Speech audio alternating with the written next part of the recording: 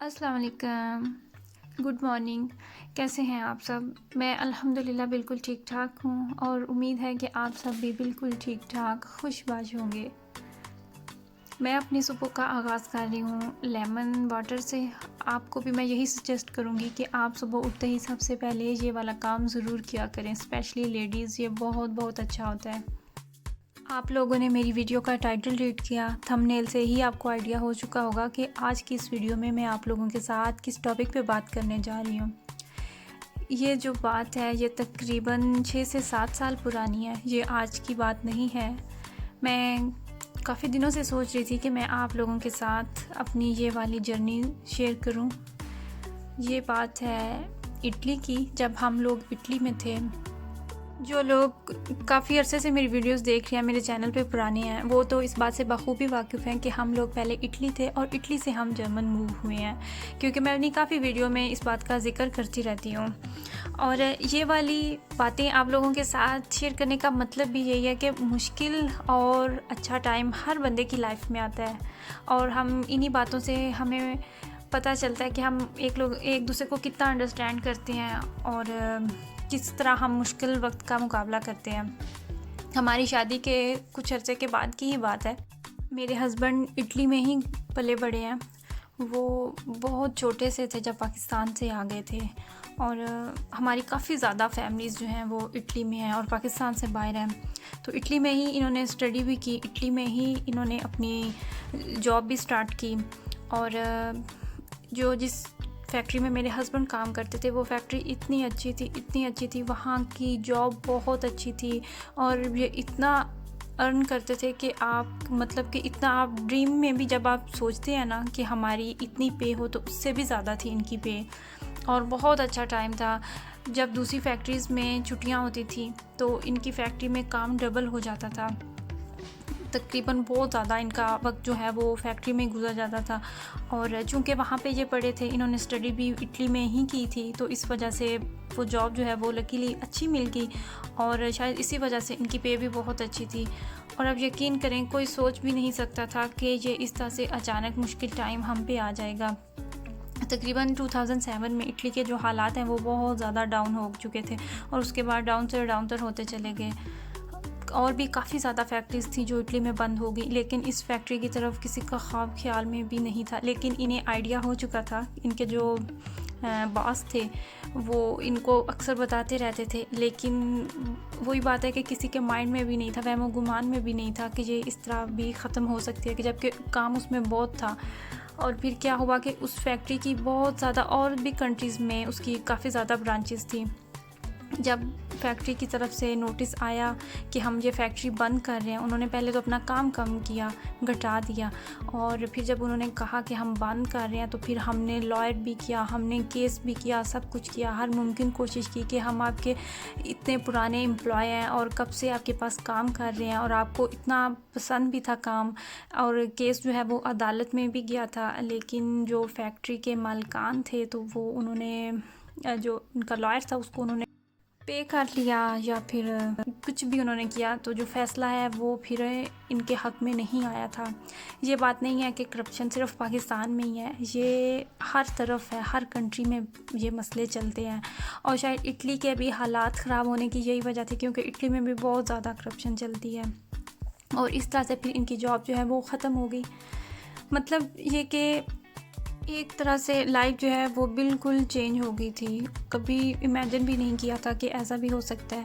हम joint family में रहते थे, तो इस तरह फिर फ़ोर्सफुली हमें इटली को छोड़ना पड़ा। हमारा बिल्कुल भी ऐसा इरादा नहीं था, और हमारा बिल्कुल भी दिल नहीं था, मेरे हस्बैंड का ज़रा दिल नहीं था कि वो इटली से दूर जाएं।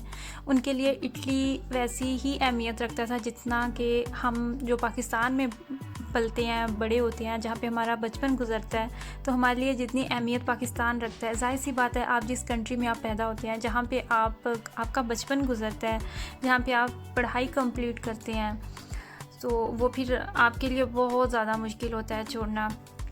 और फिर लैंग्वेज का यहाँ पे आपको पता है कि जितना इशू होता है, अगर आप एक कंट्री से दूसरी कंट्री मूव होते हैं तो आपके ज़हन में हज़ार सोचें आती हैं, और जब कि ये मैं आपको बात बता रही हूँ, उस टाइम में हम लोग बहुत यंग थे।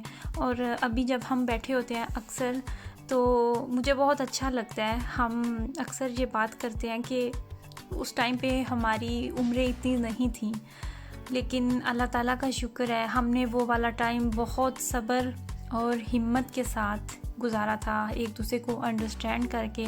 और अल्लाह ताला का शुक्र है, जब आप मुश्किल आप पे आती है, आप सब्र करते हैं, तो वो टाइम गुजर ही जाता है, कभी भी टाइम रुकता नहीं है। इनकी फैक्ट्री का जो केस है, उसका रिज़ल्ट आने के बाद भी काफ़ी ज़्यादा इन्होंने कोशिश की थी कि इनकी जो फैक्ट्री है वो इनको किसी और अपनी ब्रांच में काम दे दें, क्योंकि पूरे इटली में, इनफैक्ट इटली के बाहर भी उसकी जो शाखें हैं वो मौजूद थी। तो उन्होंने छोटी छोटी जो उसकी ब्रांचेस थी वो उन्होंने ख़त्म की थी। और उस फैक्ट्री में जिसमें ये काम करते थे, वहाँ पे इंजीनियर्स थे 2-3, और मतलब कि वहाँ पे पढ़े लिखे उन्होंने जो एम्प्लॉय थे वो रखे हुए थे। खैर, जैसे तैसे हुआ, केस हुआ, अदालत में गया, लेकिन हमें पॉजिटिव जवाब नहीं मिला। फैक्ट्री का कोई रूल था, काफ़ी अर्सा तो केस चलता रहा। उसके बाद जब फिर केस आने के बाद भी वो फैक्ट्री का कोई रूल था, इनको पे मिलती रही कुछ अर्सा तक।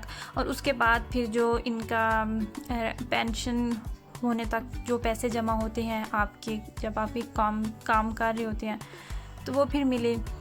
और खैर, जैसे तैसे टाइम गुज़रा। कुछ टाइम गुज़रने के बाद फिर आप को यही आपकी ख्वाहिश होती है कि अब आपका एक काम ख़त्म हो गया तो आप फ़ौरन से नई जॉब जो है वो ढूंढने की कोशिश करते हैं।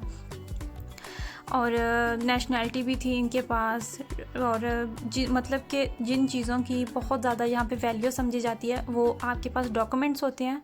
अगर आपके पास नेशनैलिटी है, यूरोपियन नेशनैलिटी है, और जिस कंट्री में आप रह रहे हैं आपके पास अगर वहाँ की नेशनैलिटी है, तो ये बहुत अच्छा होता है।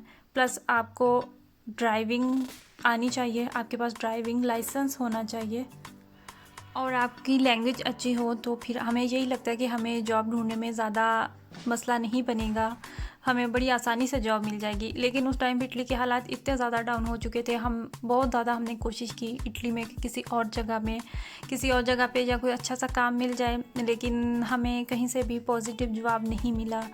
तो इस तरह फिर हमारा इटली में जो हमारा दाना पानी था वो ख़त्म हो गया। बेशक अल्लाह ताला के हाथ में है, इंसान को नहीं पता होता, अल्लाह ताला की ज़ात बहुत बेहतर फ़ैसले करने वाली है। और आप यकीन करें, जब से ये मुश्किल टाइम से हम निकल के, तो अभी अल्हम्दुलिल्लाह हमारी जो लाइफ है वो बहुत स्टेबल है। अल्लाह ताला का जितना शुक्र अदा करूँ मैं उतना ही कम है। तो मेरा अल्लाह ताला पे बहुत ज़्यादा यकीन हो गया है। और मैं ये सिर्फ बात नहीं है कि अगर एक दरवाज़ा बंद होता है तो आपके लिए और बहुत से दरवाज़े खुल जाते हैं, ये बिल्कुल हकीकत है। हम जब जर्मन में आए थे, तो आप ये ना समझें कि हम यहाँ आते गए थे तो हमारे लिए सब कुछ मौजूद था। हमने जर्मन में भी पहले 6 से 7 माह बहुत स्ट्रगल किया है, और इसी अरसे के दौरान ही जो मेराज है वो हमारी लाइफ में आने वाला था। हम लोग यही समझते हैं कि जिसके पास नेशनैलिटी है उनको सोने के चम्मच में सब कुछ मिल जाता है, उनको बहुत इस चीज़ की सहूलत होती है। इटली में नेशनैलिटी की जो वैल्यू है वो बिल्कुल भी नहीं है, जो सही बात है। जर्मन में आपको इसकी सहूलतें नज़र आती हैं। इसकी जो मेन मतलब कि जो इसका आपको बेनिफिट है वो यही है कि आपको डॉक्यूमेंट चेंज करवाने का मसला नहीं बनता। आप आज जर्मन में आए हो तो कल आप किसी भी जगह पे आप अपना घर ले सकते हो और आप जॉब कर सकते हो। खैर, वो भी आपके कॉन्ट्रैक्ट्स पे डिपेंड करता है। आपको लैंग्वेज जब नहीं आती, एक मुल्क में जब आते हो, तो वो बहुत ज़्यादा आपको मसला बनता है।